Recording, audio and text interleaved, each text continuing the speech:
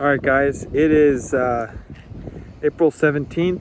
I just moved the cows out of here, and I'm making this video because they were just over here, and you can tell there is no pugging. There is not a lot of damage, and right across, I mean, you can see they've really done a number, and in some parts, I mean, they just turned it into a little mud pit. And you'd think this is bad for the pasture, but there's a couple reasons why this is. There was no sod, very much sod here. This was pretty much covered up by a lot of trees, which are now starting to come down. We're starting to clear it out, clean it up. So the sod was not there, and these cows coming in here really working the soil over, putting little holes in it, manuring it, and eating what's on here will greatly reduce the amount of weeds, because they're putting a lot of pressure on the weeds, because weeds are typically annuals, which are really suffer with that kind of abuse that they give when they're walking all over it.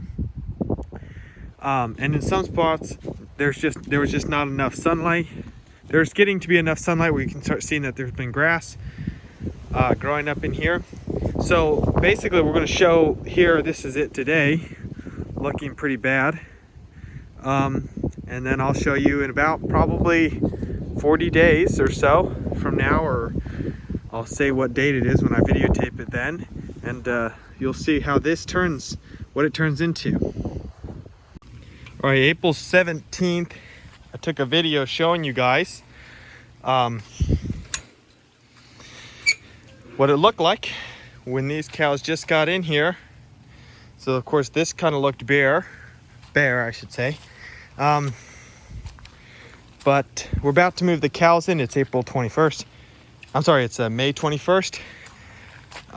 We'll go back here where you could really see it. These trees have just gotten thicker compared to what you saw last time, so not much growth back here. Lots of brambles, leaves. Like here's a let's see, trying to find, I know there's lots of poison ivy, not really right here. Here we go. So you have lots of little poison ivy and vines down here. So this area, just because of the amount of canopy over it, all the big trees, this won't grow that much. So they'll be in here pretty short. So I'm moving them late today so I can move them early tomorrow, because this will be pretty quick for them to eat up. So let's move them.